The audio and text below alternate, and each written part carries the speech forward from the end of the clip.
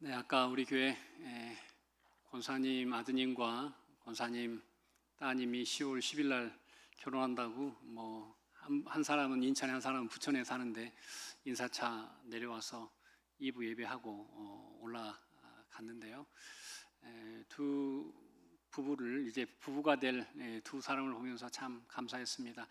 한 교회에서 이렇게 믿음으로 잘 자라서 또 양가가 만나서 믿음의 가문을 이룬다는 것은 큰 복이지 않겠습니까? 오늘 말씀의 제목처럼 이 교회에 있는 모든 가정이 하나 되고 또 일터가 하나 되고 또 우리 교회가 하나 되어서 하나님의 기쁨 되는 모든 삶이 되시기를 간절히 소망합니다. 구약 성경에서 예수님을 가장 많이 닮은 사람이 누굴까를 한번 생각해 보시길 바랍니다. 누가 예수님의 걸음과 가장 많이 일치할까요? 여러 사람이 있겠지만 가장 대표적인 인물이 바로 오늘 본문의 주인공인 요셉이라는 사람입니다. 요셉은 더하시다, 번성하다라는 의미를 가지고 있습니다. 누가 그의 인생을 더하시고 누가 그의 인생을 번성하게 하십니까? 바로 하나님께서 그의 인생을 더하시고 그의 인생을 번성하게 하셨습니다.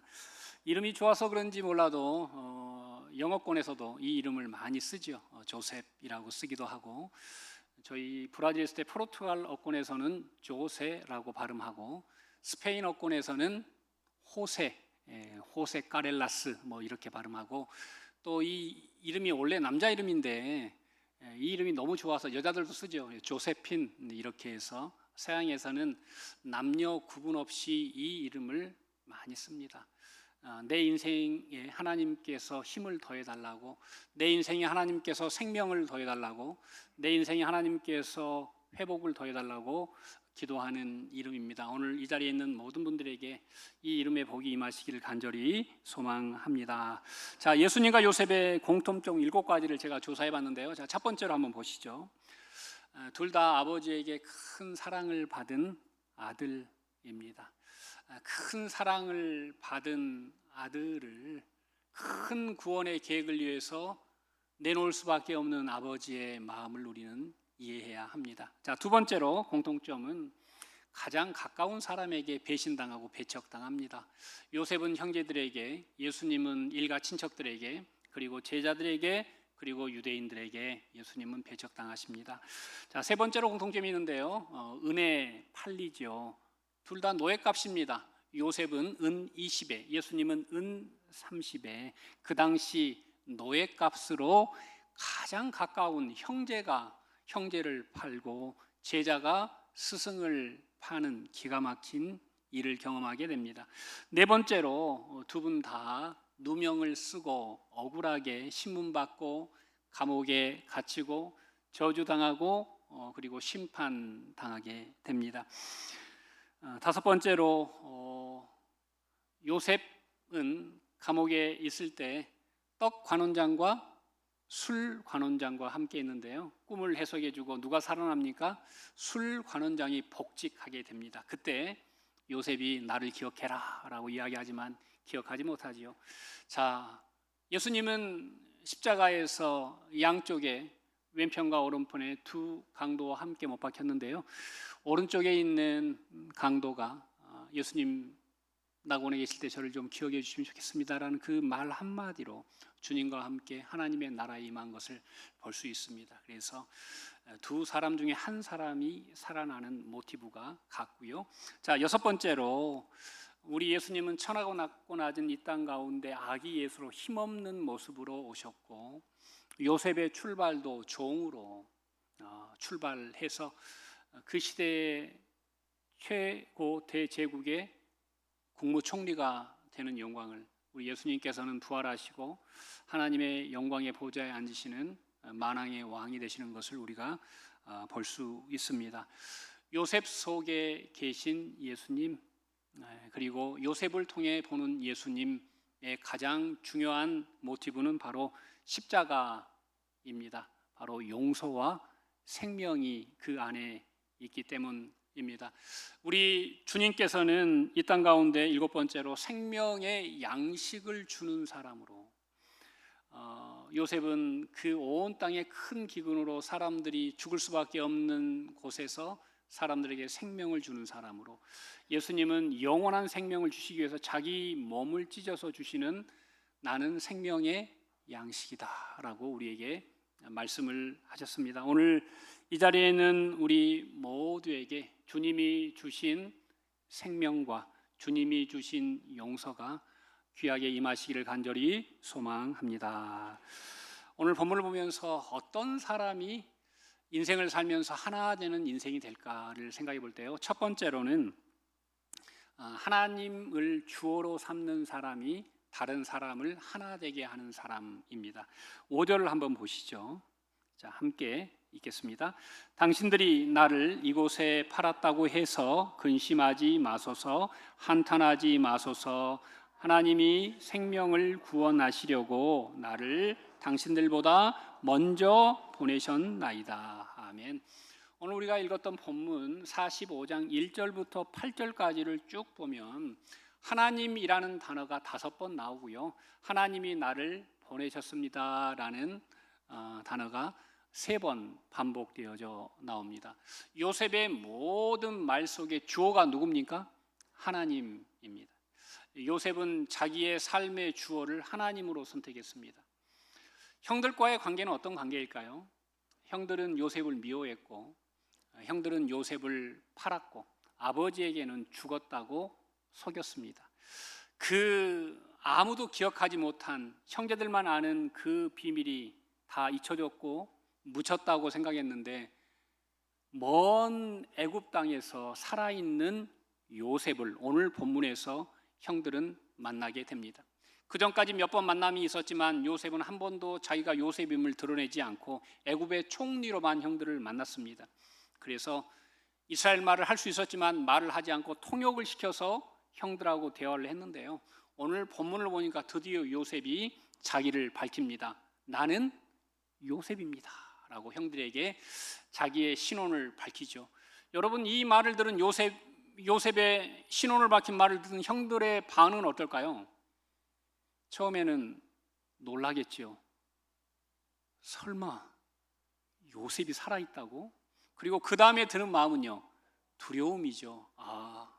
이제 전세가 역전됐구나. 예전에는 우리가 그를 죽이려 했는데 이제 우리가 꼼짝없이 죽게 되었다라고 그들은 두려워하게 되었습니다. 그런데 제가 성경을 읽으면서 요셉이 자기를 표현하는 말에 대해서 딱 한마디예요. 나는 요셉입니다. 아니 요셉이라고 히브리어로 말했습니다. 나는 요셉입니다. 자기를 표현할 수 있는 말이 많지 않습니까? 나는 국무총리가 되었습니다 라든지, 이제 형들을 보니까 옛 생각이 나는데 나는 형들이 버렸던 그 사람입니다 등등 할 말이 정말 많았을 거예요. 그런데 요셉은 정말 간략하게 나는 예전이나 지금이나 누구라고요? 요셉입니다. 나는 변한 게 아무것도 없습니다. 나는 형들에게 유감이 없습니다. 왜냐하면 나는 그냥 요셉이에요. 하지만 내 인생에 하나님이 주어가 되자 하나님께서 나의 삶을 이렇게 이끌어 가셨습니다. 그래서 저는 누구에게도 원망하지 않는다라고 요셉이 나는 요셉이라고 담백하게 자기의 신원을 밝히게 된 것입니다. 사랑하는 성도 여러분, 우리의 삶의 주어가 하나님일 때 비로소 우리가 이해하지 못한 많은 것들을 이해할 수 있게 됩니다. 만약 요셉의 주어가 미운 형들이 주어였다면 형들에게 원수 갚는 걸로 이 이야기는 끝났을 것입니다. 하지만 이 이야기의 주어가 하나님이기 때문에 요셉은 형들에게 하나님이 어떻게 함께 하셨는지를 설명하고 있는데, 5절을 다시 한번 띄워주시면 하나님이 하신 일이 나오는데요. 자, 우리 핑크색만 한번 읽어볼까요? 나를 당신들보다 먼저 보내셨나이다. 아멘. 요셉은 자기의 인생을 이렇게 해석합니다. 형들, 나는 형들이 팔아먹은 인생이 아니라 하나님이 파송한 인생이요. 그러니까 형들에게는 유감이 없어 라고 요셉이 이야기를 하고 있는 것입니다. 형들에게 배신을 당해 팔려온 것과 하나님이 보내셔서 온 곳에는 엄청난 차이가 있습니다. 여기서 요셉의 신앙이 빛을 발합니다. 그는 자신의 고통스러운 과거를 형들의 죄 때문이 아니라 하나님의 섭리라라고 고백하고 있는 것입니다. 형들이 팔았지만 그 뒤에 하나님이 함께 하심을 우리에게 말씀하고 있는 것입니다. 우리의 눈은 수평적입니다. 2차원만 볼 수 있어요, 사람들은. 그래서 우리는 모든 것들이 우리 눈에 보여지는 면만 보입니다. 예전에 저희 어머님께서 저에게 예화로 쓰라고 신문을 오려가지고 하나 보여준 게 있는데, 어떤 선비가 말을 타고 가는데 술에 거나하게 취했어요. 그런데 왼쪽에는 신발이 남학신이고 한쪽에는 비단신을 신었어요. 이렇게 말을 타고 선비가 지나가는데 이쪽 면에서 있던 사람들은 그 선비가 어떤 신을 신었어요? 남학신을 신었다고 우기고, 이쪽 편에 있는 사람들은 무슨 신을 신었어요? 비단신을 신었다고 서로 우기고 싸우는 장면의 고사성어를 저에게 보내주신 적이 있습니다. 사람은 그 너머에 있는 것을 볼 수가 없습니다. 요셉은 어떤 사람입니까? 우리 인간의 눈으로 볼 수 있는 단편적인 상처, 아픔, 괴로움, 슬픔, 고난, 분노, 이런 것들만 보는 세계에서 그는 눈을 수직으로 높여서 하나님의 시선으로 자기의 삶을 보게 됩니다. 그러면서 성경은 요셉이 하나님과 함께함으로 형통했다라고 성경은 기록하고 있습니다. 보디발 장군의 집에서 노예가 되었을 때도 성경은 형통했다라고 이야기하고, 아내의 무고한 고소로 감옥에 갇혀 있을 때도 하나님은 감옥에서도 그가 형통했다라고 말씀하고 있습니다. 그리고 현재 오늘 본문에 그가 대애굽의 총리가 되었고, 총리가 되었지만 정말 깊은 기근 속에 있는 이때에도 하나님은 형통하다라고 말씀하고 있습니다. 여러분, 무엇이 형통한 것입니까? 바로 그가 하나님과 함께 하고 있는 것이 형통인 줄로 믿습니다. 사람의 시선을 넘어서 하나님의 안목으로 세상을 볼 수 있는 사람이 형통한 사람입니다. 저는 이 자리에 있는 모든 분들이 여러분이 가지고 있는 모든 문제를 넘어서 보시는 하나님의 형통함이 있기를 간절히 소망합니다.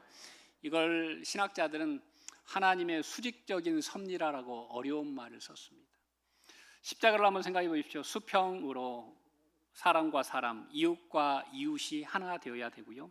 그리고 그 십자가는 하늘과 땅을 이어서 우리 죄악된 우리가 하나님과 하나 되도록 연결하고 있습니다. 오늘 요셉은 인간과 인간 사이에 있는 문제를 인간의 문제로 풀지 않고 하나님과 연결하여서 하나님의 뜻으로 풀기 때문에 그곳에는 죽음 대신 생명만 있는 것을 볼 수 있습니다. 여러분이 가지고 계시는 병의 죽음, 고난의 문제, 또 세상에 살면서 가진 많은 상처와 아픔들이 죽음으로 끝나는 것이 아니라 하나님이 그 모든 것들을 통해서 섭리하시고 하나님의 뜻을 이루시기를 간절히 소망합니다. 토레이 가문은 대대로 목사와 선교사 가문인데요, 토레이 4세까지 있습니다. 2세부터 4세까지는 우리나라와 깊은 연관을 가지고 있는데요, 2세 선교사님은 원래 중국 내지 선교, 중국의 깊은 곳을 선교하는 선교사님이셨는데 1945년 더 깊은 곳으로 트럭을 타고 선교하러 가다가 트럭이 전복되면서 트럭에 선교사님이 깔려요. 근데 이 오른쪽 팔을 깔려서 오른쪽 팔을 잃어버리게 됩니다. 잃어버리고 회복된 후에 선교사님은 이런 감사의 기도를 드렸는데요, 하나님, 두 팔 중에서 한 팔만 가져가시니 감사합니다. 제가 이 한 팔을 가지고 할 일이 있을까요? 그렇게 기도를 합니다. 그때 미국에 있는 선교본부에서 큰 사고를 당하고 트라우마로 고생하고 있는 선교사님을 본국으로 불러서 회복하게 하고 다시 한번 쉼을 주고 안식을 허락하는데요, 그때 마침 우리 대한민국에는 한국 전쟁이 발발하게 됩니다. 그 전쟁 소식을 계속 듣고 미국이 참전한 것을 계속 미국에서 보고 들으면서 이 토레이 2세 목사님은 하나님께 기도합니다. 하나님, 제가 이제 중국은 내려놓고 다시 하나님 저를 보내시면 저를 한국으로 보내주세요. 그래서 1952년에 한국에 도착하게 됩니다.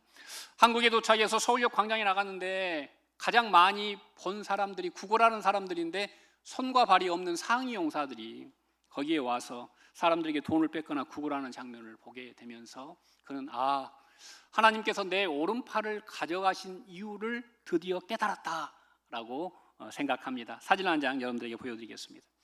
그래서 이 토레이 목사님이 한국에 오셔가지고 이 오른팔이 없는데요, 가장 먼저 만든 것이 의수와 의족을 만드는 재활의학의 우리나라의 선구자가 됩니다. 선교사님도 처음에는 이렇게 쇠수랑을 이렇게 손에다가 이렇게 끼고 있었는데 사람들이 너무 두려워하고 불편해하니까 이거 안 되겠다. 그래서 나무를 깎아서 이제 손 모양, 발 모양을 만들어서 의수와 의족을 만들었고요. 이제 기술이 점점 발달하면서 지금은 거의 손과 흡사한 이제 안에 이런 엔진이 다 들어가지고 손 모양으로 움직이는 그런 시대가 지금 되었는데, 우리나라에 이런 일을 한 첫 번째 분이 된 것입니다. 여러분, 만약 그가 하나님, 제가 하나님의 일을 하기 위해서 그 좋은 저의 학력과 모든 커리어를 다 버리고 중국 깊은 곳을 갔는데 저의 팔 하나를 없애버리고 제 인생을 이렇게 망가뜨릴 수 있습니까? 라고 주저앉았다면 그 인생은 그렇게 끝났을 것입니다. 하지만 남은 한 팔에 감사하고 남은 한 팔로 나와 똑같은 시련과 아픔을 가진 사람들을 위로하고 세우기 위해서 분투한 결과 그의 가문은 한국에서 지금도 빛을 발하고 있는데요, 3세가 예수원을 개척한 저기 태백에 예수원 있잖아요. 거기 대천덕 신부님이 그 3세, 그리고 그 아들 대천덕 신부님 돌아가셨고요, 그 아들이 지금 4세가 지금 예수원을 함께 섬기고 있습니다. 사랑하는 광영중앙교회 성도 여러분, 하나님께서 주시는 고통조차도 하나님의 영광을 위해서 사용했던 토레이 선교사님을 기억하시고 여러분에게 있는 아픔, 슬픔, 괴로움, 병을 통해서도 하나님의 영광을 나타내는 힘있게 승리하는 우리 모두가 되시기를 간절히 소망합니다. 자, 우리 로마서 8장 28절 한번 읽어볼까요? 우리가 알거니와 하나님을 사랑하는 자 곧 그의 뜻대로 부르심을 입은 자들에게는 모든 것이 합력하여 선을 이루는. 자, 모든 것이 합력하여 선을 이루는 사람에게 되는 두 가지 조건이 앞에 나와 있어요. 첫 번째는 하나님을 사랑하는 사람, 두 번째는요, 그의 뜻대로 파송된 사람. 이 두 사람의 삶에는 모든 것이 합력하여 선을 이루는 것입니다. 우리는 그냥 뒤에 것만 생각하죠. 앞에 것은 없고요. 하지만 이 자리에 있는 분들, 이 땅을 사랑하지 마시고 하나님을 더 사랑하시고 여러분이 있는 자리, 정말 진 자리, 마른 자리, 힘든 자리 할지라도 하나님이 그 자리에 여러분을 보내심을 믿고 승리하시기를 간절히 소망합니다. 자, 두 번째로 우리 6절 한번 보시죠. 자, 함께 읽겠습니다. 이 땅에 2년 동안 흉년이 들었으나 아직 5년은 기경도 못하고 추수도 못할지라. 아멘. 성경에서 이 시간과 때는 상당히 중요하기 때문에 여기에 거듭 써놓은 건데요, 오늘 본문에 보면 2년과 5년이 있습니다. 합치면 몇 년입니까? 7년이죠. 자, 여러분, 요셉은 17살 때 형들에게 팔렸습니다. 그리고 30살에 국무총리가 됩니다. 국무총리가 된 이후에 7년 동안 뭐가 들었죠? 풍년이 들었습니다. 7년 동안 풍년이 들어서 그 곡식을 잘 비축해서 지금 흉년 때 사용합니다.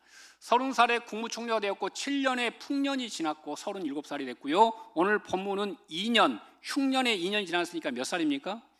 39살입니다. 산수를 아주 잘하고 계십니다. 네, 39살, 우리나라로 하면 거의 불혹에 가까울 인생의 정점에 있을 때 풍년이면 얼마나 좋을까요? 그런데 인생의 정점에 있을 때 흉년 중에서도 가장 어려운 흉년 속에 있네요. 흉년이 2년 지났고 흉년이 몇 년 남았어요? 5년이나 남았어요. 5년이나 남았어요. 더 깊은 흉년이 5년이나 남았어요. 2년도 힘들었는데 남은 5년이 있어요. 그런데 하나님께서 이때 요셉과 형제들을 만나게 하세요. 그냥 인간적으로 생각하면 풍년의 때 만났으면 훨씬 더 분위기가 좋지 않았겠어요? 서로 마음도 기쁘고, 와, 동생아 네가 이런 일을 이루었다니 장하다, 뭐 이렇게 하고, 또 이 형들은 동생이 너무 성공하고 그러니까 우리도 여기서 한몫 잡으면 좋겠다라고 그런 생각을 했겠죠. 하지만 하나님은 그들의 만남을 가장 인생에서 가장 힘든 고난의 깊은 곳에서 만나게 하십니다. 여기에는 하나님의 크신 이유가 있습니다. 왜 그럴까요? 누구를 의지하라고? 하나님을 온전히 의지해야만 이 흉년을 이길 수 있다고 그 형들에게 하나님께서 메시지를 주고 싶었기 때문입니다. 우리도 인생을 살면서 늘 좋은 시간이 있으면 얼마나 좋습니까? 늘 승승장구하고 늘 아름다운 일만 있으면 얼마나 좋습니까? 하지만 우리 인생은 때로 하나님이 주시는 깊은 어둠과 깊은 광야에 빠질 때가 있거든요. 그런데 그때는 우리 실망해서는 안 됩니다. 왜냐하면 그 깊은 광야 속에서 하나님이 우리에게 맡기신 일이 있기 때문입니다. 오늘 요셉처럼 말입니다. 혹시 오늘 병중에 있거나 큰 문제 속에서 괴로워하는 분들이 있다면 하나님께서 그 고난과 문제를 통해서 하나님의 뜻을 이루실 줄로 믿습니다. 여러분, 오늘 본문의 가장 중요한 강조점은 흉년에 5년이 남았다는 것입니다. 그럼 그 5년을 어떻게 하면 이길 수 있습니까? 누구와 함께 하면, 하나님과 함께 할 때 그 흉년을 이길 수 있다라고 오늘 본문은 우리에게 말씀하고 있는 것입니다. 우리 인생은 지금 흉년 2년과 5년 사이 어느 즈음엔가 우리는 위치에 있습니다. 그리고 우리는 그 길을 끝까지 통과해야만 됩니다. 우리 한국교회가 겉으로 볼 때는 많이 발전하고 부흥하고 좋아진 것 같지만 영적으로 보면 지금처럼 깊은 어둠의 때가 없습니다. 교회들이 무너지고 교회가 갈라지고 깨지는 일들이 너무 많습니다. 바라기는 우리 교회가 이 깊은 영적 흉년 속에서도 하나님의 빛을 밝히 드는 정말 하나님과 하나 되고 이웃과 하나 되는 교회가 되시기를 간절히 소망합니다. 우리 7절 한번 보시죠. 함께 봉독하겠습니다. 하나님이 큰 구원으로 당신들의 생명을 보존하고 당신들의 후손을 세상에 두시려고 나를 당신들 앞서 보내셨나니. 아멘. 자, 하나님의 구원은 어떤 구원입니까? 큰 구원입니다. 하나님은 육체적인 구원을 우리에게 주시죠. 그래서 오늘 요셉을 통해서 하나님은 기근에 빠진 모든 나라들과 요셉의 가족들을 살려냅니다. 육체적인 구원이죠. 아마 요셉이 없었다면 기근으로 다 죽었겠죠. 다른 옆에 있는 나라도 다 죽었을 것입니다. 식량을 안 줬을 것이니까. 하지만 하나님이 그 어려운 때 요셉을 세우셔서 다른 사람을 살려놓으셨는데 그건 한시적인 생명입니다. 생명이 연장된 거죠. 죽을 뻔했는데 살아난 거예요. 암이 3개 걸렸는데 암이 나은 거예요. 하지만 하나님의 큰 구원은 거기에서 그치지 않습니다. 하나님의 큰 구원은 우리의 영적인 구원을 이야기합니다. 그래서 오늘 요셉의 이야기는 여기 애굽에서 끝나는 게 아니라 요셉은 마지막 죽어서 뭐라고 유언을 할까요? 나의 뼈를 가지고 가나안 땅을 향해 나아가라라고 유언하고 창세기가 끝나게 됩니다. 사랑하는 광영중앙교회 성도 여러분, 우리 하나님께서는 우리를 부르신 이유는 우리를 통해서 하나님의 큰 구원을 이루시기 위함입니다. 여러분이 여러분 가정에서 믿음의 1세대면 하나님이 여러분 가정에 여러분을 선교사로 보내신 것입니다. 여러분이 일하는 일터에 믿는 사람이 아무도 없다면 하나님께서 여러분을 그 일터에 선교사로 파송하신 것입니다. 하나님께서 이 교회에 여러분들을 직분자로 세우셨다면 하나님께서 하나님의 하나 되는 일을 하라고 여러분에게 그 직분을 주신 줄로 믿습니다. 오늘 7절에 다시 한번 하나님께서 나를 당신들 앞서 보내셨다. 나를 당신들 앞서 보내신 분이 누구예요? 하나님이시라고 다시 한번 그는 고백하고 있는 것입니다. 여러분, 성경 전체에 흐르는 동일한 메시지입니다. 하나님의 보냄을 받은 자, 하나님의 부름을 받은 자, 우리 이 시대의 교회가 그 역할을, 우리 광영중앙교회가, 그리고 모든 성도님들이 그 역할을 힘있게 감당할 수 있기를 간절히 소망합니다. 자, 끝으로 우리가 한 가지만 더 보시죠. 자, 창세기 45장 10절 보겠습니다. 제가 봉독합니다. 아버지의 아들들과 아버지의 손자들과 아버지의 양과 소와 모든 소유가 어디에? 고센 땅에 머물며 나와 가깝게 하소서. 여기에서 나와 가깝게 하소는 뭘까요? 내가 믿는 하나님을 붙들어라는 의미입니다. 어떤 요셉과 친해지라는 이야기가 아니라 내가 믿는 하나님, 내가 연합한 하나님과 당신들도 연합하기를 원합니다. 그러기 위해서 당신들을 위해서 내가 땅을 하나 준비했는데 자, 그 땅이 강남에 있는 땅도 아니고 명동에 있는 땅도 아니고 애굽에서는 되게 변두리에 있는 고센이라는 땅입니다. 자, 지도를 한 장 보시면 이해가 훨씬 쉬운데요. 자, 지도 보면은 고센은 저기 여러분들 보시기에 오른편에 나일 삼각주에 있습니다. 그래서 저기에는 아프리카에서 온 온갖 유기물들이 저기에서 모여가지고 땅이 어마어마하게 넓고 비옥합니다. 물도 엄청나죠. 그래서 저기에 곡식을 심으면 엄청난 수확을 얻게 되죠. 자, 고센 위에 라암색과 밑에 비돔이라는 그 당시 최고의 국고성, 곡식 창고의 성이 2개나 있을 정도니까요. 대단한 땅이죠. 자, 그런데 이 고센과 왕들이 사는 멤피스, 바로가 사는 멤피스와의 거리는 270km 정도, 상당히 먼 거리가 떨어져 있습니다. 저는 생각해 봤습니다. 아마 요셉이 세상적으로 그냥 성공한 가문을 만들려고 하면 형들을 다 그냥 멤피스로 데려오면 됩니다. 자기 집무실 옆에 빌라를 지어주면 돼요. 그런데 요셉은 고민하면서 한 땅을 골랐는데 그게 바로 고센입니다. 고센은 애굽의 마지막 경계이자 가장 좋은 땅입니다. 그리고 광야만 건너면 어디가 보입니까? 가나안 땅이 보이는, 어찌 보면 하나님의 비전의 땅인 가나안에서 가장 가까운 땅입니다.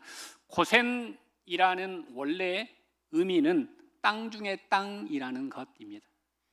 성도 여러분, 땅 중의 땅은 어디입니까? 뭐 광양에서는 중마동입니까? 황금동입니까? 뭐 성황입니까? 땅 중의 땅은 하나님의 약속을 바라볼 수 있는 땅이 땅 중의 땅인 줄로 믿습니다. 여러분, 우리가 이렇게 이 자리에서 예배할 수 있는 것, 이곳이 저는 땅 중의 땅이라고 생각해요. 광영동에서 최고의 땅은 바로 이곳입니다. 왜냐하면 이곳에서 하나님의 살아계심을 바라보고 하나님이 우리에게 뜻하신 방향을 바라볼 수 있기 때문입니다. 여러분, 우리에게 남아있는 시간은 그리 길지 않을 것입니다. 하지만 남아있는 삶 동안 어디를 향해 우리가 살아갈 것인가는 분명히 정할 수 있습니다. 오늘 요셉은 형제들과 모든 후손들을 어디와 하나 되게 합니까? 하나님의 비전과 하나 되게 합니다. 애굽의 황금과 애굽의 정치와 애굽의 인맥과 하나 되게 하지 않습니다. 그들을 거룩하게 분리해서 독립적으로 살 수 있는 고센 땅에 두는 것만 해도 그걸 우리는 알 수 있지 않습니까? 자, 우리 끝으로 오늘 이 본문을 읽고 말씀을 맺겠습니다. 창세기 50장 25절, 자, 함께 읽겠습니다. 네, 시작. 요셉이 또 이스라엘 자손에게 맹세시켜 이르기를 하나님이 반드시 당신들을 돌보시리니 당신들은 여기서 내 해골을 메고 올라가겠다 하라 하였더라. 여러분, 요셉 보십시오. 하나님이 반드시 여러분들을 돌보실 것입니다. 저도 죽습니다. 제 권력도 유한합니다. 총리직에서 나는 곧 물러날 것입니다. 하지만 걱정하지 마십시오. 누가 여러분과 함께 합니까? 하나님이 여러분과 함께 할 것입니다. 그리고 요셉이 죽은 후에 370여 년 동안 그들은 거기에서 노예로 잡혀 살게 됩니다. 그리고 요셉이 꿈꿨던 대로 출애굽할 때 요셉의 해골을 들고 그들은 가나안 땅으로 향하고 헤브론에 요셉의 뼈를 아브라함과 함께 안장하게 됩니다. 사랑하는 광영중앙교회 성도 여러분, 우리는 늘 우리의 인생의 걸음과 방향이 고센 의식이 있어야 됩니다. 우리의 방향은 애굽이 아니라 출애굽, 가나안 땅을 향해서 가는 것이 우리 삶의 방향입니다.